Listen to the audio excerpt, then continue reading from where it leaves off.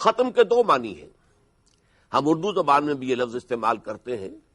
تو مثلاً ختم کا ایک مفہوم کیا ہے؟ آٹا ختم ہو گیا، پیسے ختم ہو گئے. کیا مطلب؟ پہلے ایک شے تھی، اب نہیں ہے. پہلے پیسہ موجود تھا، اب ختم ہو گیا. اور ختم کا ایک اور مفہوم ہے. کوئی اسکول کا طالب علم کہتا ہے میں نے اپنا کام ختم کر لیا. اس کی کیا معنی؟ پورا کر لیا. جو اسائنمنٹ تھی، جو ہوم ورک تھا، میں نے وہ پورا کر لیا ہے. تو ایک ہے کسی شے کا عدم وجود، ایک مرحلے پر آ کر اب اس کا وجود نہ رہے، اور ایک ہے کسی شے کا پورا ہو جانا، مکمل ہو جانا. پہلے مفہوم کے لیے قرآن مجید کی سب سے نمایاں آیت جو عموماً تقاریر میں پیش کی جاتی ہیں، ما کان محمد ابا احد من رجالکم ولکن رسول اللہ وخاتم النبیین صلی اللہ علیہ وسلم. محمد تم میں سے کسی مرد کے باپ نہیں ہے. آپ کو اللہ تعالیٰ نے اولاد نرینہ دی تو صحیح، لیکن یہ کہ وہ بچپن ہی میں سب فوت ہو گئے، لہذا آپ کی تو صرف بیٹیاں تھیں. تو فرمایا کہ محمد تم میں سے کسی مرد کے باپ نہیں ہے، بلکہ وہ تو خاتم النبیین ہے. اب ان پر نبوت کا اختتام ہو رہا ہے، اور یہ نبوت جو ہے مکمل ہو رہی ہے. سورہ احزاب کی یہی آیت پیش کیا جائے، اس لیے کہ اس میں صراحت کے ساتھ ختم نبوت کا ذکر ہے. اگرچہ احادیث کے اندر بہت سی احادیث میں اس کا صراحتاً ذکر ہے. چنانچہ انا خاتم النبیین لا نبی بعدی، میں آخری نبی ہوں، میرے بعد کوئی نبی نہیں. بڑی صراحت کے ساتھ کیٹیگوریکل انداز میں آپ کے بعد کسی کے نبی کے آنے کا امکان ختم کر دیا گیا. لیکن جہاں تک تکمیل رسالت کا تعلق ہے، جس کی طرف جیسا کہ میں عرض کر رہا تھا توجہ کم ہوئی ہے، ختم نبوت کی اہمیت قانونی ہے. یعنی حضور کے بعد جس نے بھی نبوت کا دعویٰ کیا وہ جھوٹا، کذاب اور دجال، اور جو بھی کرے گا دعویٰ تا قیام قیامت وہ جھوٹا ہوگا، کذاب ہوگا، دجال ہوگا. اور جو کوئی بھی اس پر ایمان لائے گا اور اسے مان لے گا کہ وہ اللہ کا نبی ہے تو وہ بھی دائرہ اسلام سے خارج ہو جائے گا. تو یہ چونکہ بڑی قانونی اور شرعی اہمیت والی بات ہے کہ کوئی شخص مسلمان رہا یا نہیں رہا، اسے مسلمانوں کے حقوق حاصل ہے یا نہیں ہے. تو اس کو علماء کرام نے بہت ہی وضاحت کے ساتھ بیان کیا، جیسا کہ میں عرض کر چکا ہوں، اور اس میں اب کسی اضافے کا امکان نہیں. البتہ تکمیل رسالت کے اوپر بہت کم توجہ ہوئی ہے، حالانکہ حضور کی جو فضیلت ہے در حقیقت اس کی بنیاد تکمیل رسالت ہے. دیکھیے، اگر ایک شے ہموار چلی آ رہی تھی اور ایک جگہ آ کر رک گئی تو اس میں فضیلت کا پہلو کیا ہوا؟ نبوت تو رحمت ہے نا، تو رحمت کا سلسلہ چلا آ رہا تھا، ایک جگہ آ کر رک گیا تو اس میں فضیلت کا پہلو تو کوئی نہیں. لیکن اگر صورت یہ ہو کہ ایک چیز ترقی کرتے ہوئے تدریجاً اپنے عروج کو پہنچ کر ختم ہوئی، اب یہاں پر فضیلت کا پہلو ہے. تو فضیلت جو ہے نبی اکرم صلی اللہ علیہ وسلم کی، وہ در حقیقت ختم نبوت میں نہیں ہے بلکہ تکمیل نبوت و رسالت میں ہے. یہی وجہ ہے کہ تکمیل نبوت و رسالت پر ایک آیت تو وہ ہے جو میں نے شروع میں تلاوت کی، جو 3 سورتوں میں آئی ہے. سورہ توبہ میں بھی ہے آیت نمبر 33، سورہ فتح میں ہے آیت نمبر 28، سورہ صف میں ہے آیت نمبر 9. هو الذی ارسل رسولہ بالہدی ودین الحق لیظہرہ علی الدین کلہ. یہ الفاظ جو میں نے ابھی پڑھے ہیں یہ ان تینوں مقامات پر جوں کہ توں ہیں، ایک شوشے کا فرق بھی نہیں، کسی حرف کا فرق نہیں. هو الذی ارسل رسولہ بالہدی ودین الحق لیظہرہ علی الدین کلہ.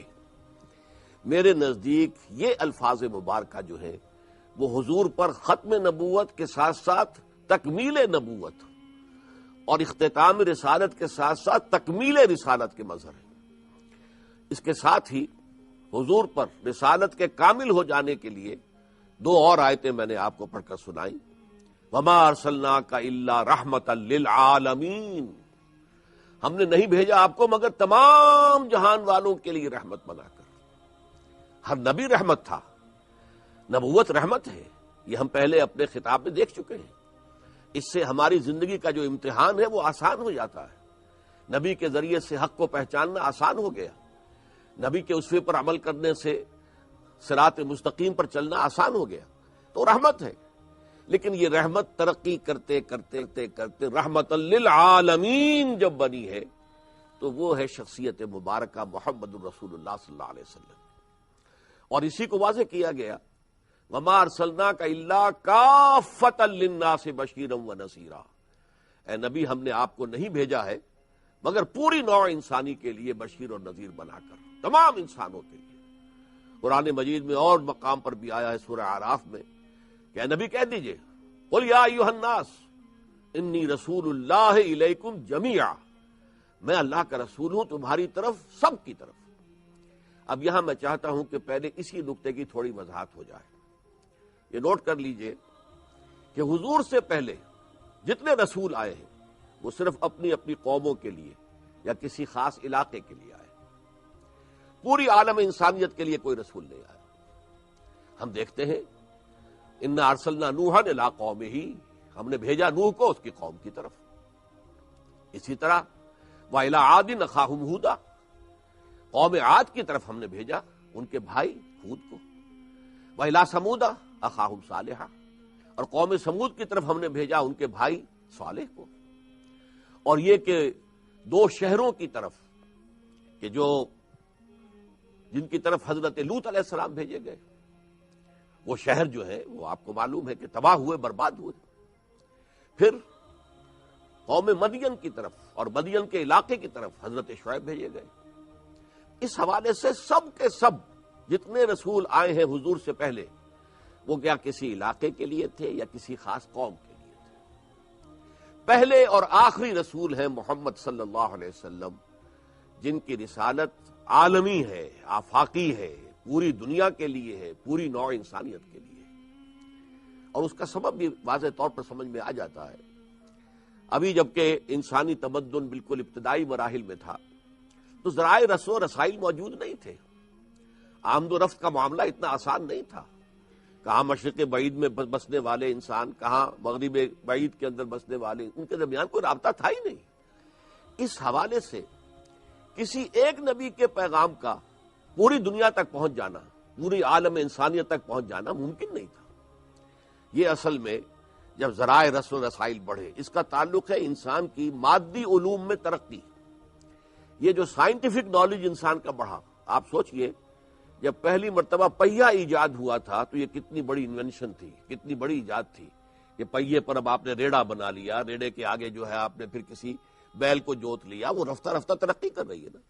آج بھی ٹرینیں چل رہی ہیں، پہیوں پر چل رہی ہیں، تو پہیا جو ہے وہ ایک بہت بڑی دریافت تھی، پہیا جب انسان نے بنانا سیکھا ہے۔ اسی طرح آپ سوچئے کسی انسان نے دیکھا کہ کوئی چٹان اوپر سے گری ہے پہاڑ پر سے اور نیچے بھی پتھر تھا، اس پر گری زور سے، تو اسے آگ کی چنگاری پیدا ہو گئی۔ اس نے سوچا یہ کیا ہے؟ اب اس نے پتھروں کو ٹکرایا ایک دوسرے کے ساتھ، وہ چنگاری پیدا ہو گئی، آگ ایجاد ہو گئی۔ اور کتنی بڑی ایجاد ہوگی آگ اس وقت، آپ اندازہ کیجئے، وہ دور جب کہ ابھی انسان آگ سے واقف نہیں تھا، وہ کچے پھل کھاتا تھا یا کچا گوشت کھاتا تھا۔ جیسے اور بھی جو ہیں درندے جو ہیں کچا گوشت کھاتے ہیں، شیر کوئی گوشت کو پکا کر تو نہیں کھاتا، بھیڑیا جو ہے گوشت کو پکا کر تو نہیں کھاتا، کچا کھاتا۔ اسی طرح انسان کچا کھاتا تھا، اسے ابھی پکانے کا فن معلوم ہی نہیں تھا۔ تو جب آگ ایجاد ہو گئی تو یہ ایک بہت بڑی ایجاد ہوئی، بلکہ کہیں گے انقلابی ایجاد ہوئی اس وقت کے زمانے کے اعتبار سے۔ آج تو ہمیں معلوم ہے یہ چیزیں جو ہے کس قدر ہماری نگاہوں کے سامنے ہیں، تو ہم سمجھتے ہیں شاید ہمیشہ سے ہیں۔ اسی طریقے سے ایک سائنسدان نے دیکھا کہ ایک چولہے کے اوپر ہانڈی چڑھی ہوئی ہے، اس پہ ڈھکنا ہے، وہ ڈھکنا ہل رہا ہے۔ انہوں نے سوچا اسے کون ہلا رہا ہے؟ کوئی جن ہے، بھوت ہے، کون ہلا رہا ہے اس کو؟ کوئی ہاتھ ہمیں نظر نہیں آ رہا ہے کہ جس نے اس کو ہلایا ہو۔ تو اب غور کیا، معلوم ہوا کہ وہ جو اس ہانڈی کے اندر جو بھاپ بن رہی ہے، اس بھاپ نے اسے اٹھایا ہے اور ہلایا ہے۔ اب یہاں سے بھاپ کی قوت ایجاد ہو گئی، اس بھاپ سے آپ کو معلوم ہے پھر انجن چلے، سٹیم انجنز، اور بڑے بڑے دنیا کے اندر کارنامے ہوئے۔ یہ ہماری جو علمی ترقی ہوئی ہے یہ مادی علوم کی ترقی ہے، یہ فزیکل سائنسز کی ترقی ہے۔ اسی سے اکتشافات ہوئے، اسی سے ایجادات ہوئی، ایک سے ایک بڑھ کر۔ آج تو واقعہ یہ ہے کہ اس معاملے میں بہت بڑا ایکسپلوژن ہو چکا ہے، اور انسان ٹیکنالوجی کے آسمان سے باتیں کر رہا ہے۔ چنانچہ علامہ اقبال نے بڑا پیارا شعر کہا ہے کہ عروج آدم خاکی سے انجم سہمے جاتے ہیں کہ یہ ٹوٹا ہوا تارا مہ کامل نہ بن جائے۔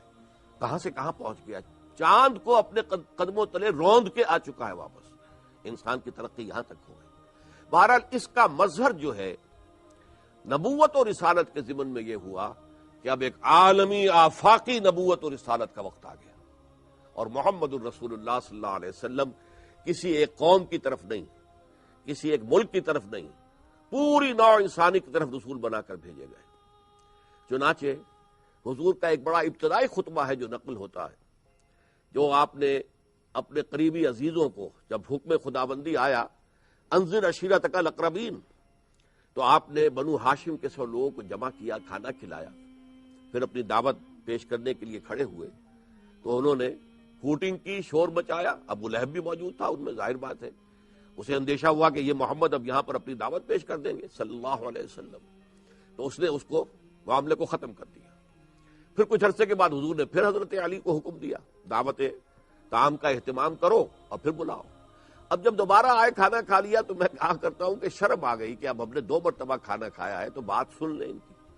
اس وقت جو خطبہ آپ نے دیا ہے اس میں یہ الفاظ بھی ہیں، واللہ الذی لا الہ الا ہو، دیکھو میں اس اللہ کی قسم کھا کر کہہ رہا ہوں کہ جس کے سوا کوئی معبود نہیں ہے، انی لرسول اللہ الیکم خاصۃ وإلی الناس کافۃ، میں اللہ کا رسول ہوں یقیناً تمہاری طرف خاص طور پر اور پوری دنیا کی طرف، پوری نوع انسانی کی طرف عام طور پر۔ تو یہ معاملہ جو ہے تکمیل رسالت کا بہت بڑا مظہر ہے کہ آپ کی رسالت پہلی اور آخری ہے جو پوری عالم انسانیت کے لیے۔ اس میں ایک مغالطہ ہو سکتا ہے، حضرت عیسیٰ علیہ السلام کی دعوت بھی پوری دنیا میں پھیلی ہے، یورپ میں پھیلی، افریقہ میں پھیلی، ایشیا میں پھیلی، مشرق بعید میں پھیلی، تو اس سے یہ گمان ہوتا ہے کہ نہیں یہ پہلی بات تو نہیں ہے حضور کی، بلکہ آپ سے پہلے بھی دعوت جو ہے وہ ایک نبی یا ایک رسول کی جو ہے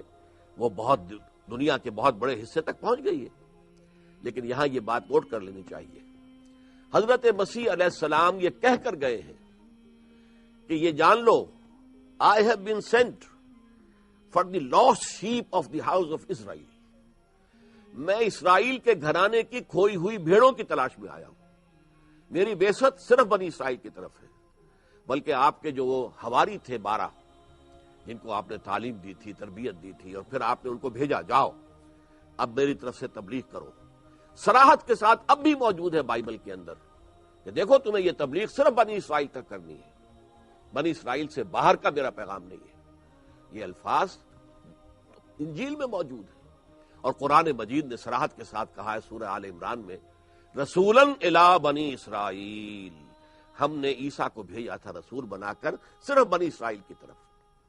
یہ اصل میں سینٹ پال ہے، آپ کے علم میں ہوگا کہ یہ سینٹ پال حضرت عیسیٰ کا ہم عصر ہے، لیکن جب تک حضرت عیسیٰ اس دنیا میں موجود رہے وہ سخت دشمن تھا حضرت عیسیٰ کا، مخالفت کرتا تھا شدید۔ لیکن جب اللہ تعالیٰ نے حضرت عیسیٰ کو اٹھا لیا تو اس کے بعد اس نے کہا کہ مجھے رویا ہوا ہے، خواب آیا ہے یا مشاہدہ ہوا ہے، اور اس مشاہدے میں میری ملاقات ہوئی ہے عیسیٰ علیہ السلام کے ساتھ، اور میں ان پر ایمان لے آیا ہوں۔ یہ گویا کہ لبادہ اوڑھ کر وہ عیسائیوں کے ساتھ، حضرت عیسیٰ کے ماننے والوں کے ساتھ شریک ہوا۔ پھر اس نے حضرت عیسیٰ کے دین میں کئی ترمیمیں کی ہیں۔ ایک ترمیم یہی کی کہ تبلیغ صرف بنی اسرائیل کے لیے نہیں ہوگی، بلکہ تبلیغ ہوگی باقی سب لوگوں کی طرف بھی، جنہیں اسرائیلی کہا کرتے تھے جینٹائلز۔ ہم تو ہیں، ہم بنی اسرائیل، we are the chosen people of the lord, ہم تو اللہ کی بہت ہی پسندیدہ قوم ہے، لیکن باقی نوع انسانی جو ہے جینٹائلز ہیں، گوئمز ہیں، یہ حیوان ہے اصل میں، انسان نما، انسان کی شکل میں حیوان ہے۔ لیکن اس نے کہا کہ نہیں، جینٹائلز کو بھی دعوت دی جائے گی۔ نمبر 2، اس نے ختم کر دی حضرت موسیٰ کی شریعت۔ حضرت عیسیٰ یہ کہہ کر گئے تھے کہ don't think I have come to destroy law, کبھی نہ یہ سمجھنا کہ شریعت موسوی اس وقت تک ظاہر بات ہے کہ لاگو تھی، کبھی نہ سمجھنا کہ میں اسے ختم کرنے آیا ہوں۔ اس کا ایک شوشہ بھی اپنی جگہ سے نہیں ہلے گا۔ شریعت موسوی ہی کی گویا کہ تجدید کرنے کے لیے اور اسے دوبارہ نافذ کرنے کے لیے حضرت عیسیٰ آئے تھے علیہ الصلاۃ والسلام۔ تو اس اعتبار سے نوٹ کیجئے حضرت عیسیٰ علیہ السلام کی دعوت کے نکات اور اس میں توحید کے بجائے تثلیث کا رنگ پیدا کر دیا، تو گویا کہ ویسے ہی دین الہی کا بیڑا غرق ہو گیا۔ لیکن یہ سارے کارنامے سینٹ پال کے ہیں، حضرت مسیح سے یہ چیزیں ثابت نہیں ہیں، نہ تثلیث ثابت ہے، نہ شریعت موسوی کا معطل ہو جانا ثابت ہے، اور نہ ہی غیر اسرائیلیوں کو دعوت دینا یہ ثابت ہے۔ تو یہ بات جان لیجیے اچھی طرح کہ محمد ہے پہلے اور آخری رسول اللہ کے صلی اللہ علیہ وسلم، وفداہ آباؤنا و امہاتنا، جو پوری نوع انسانی کی طرف مبعوث ہوئے ہیں، بھیجے گئے ہیں۔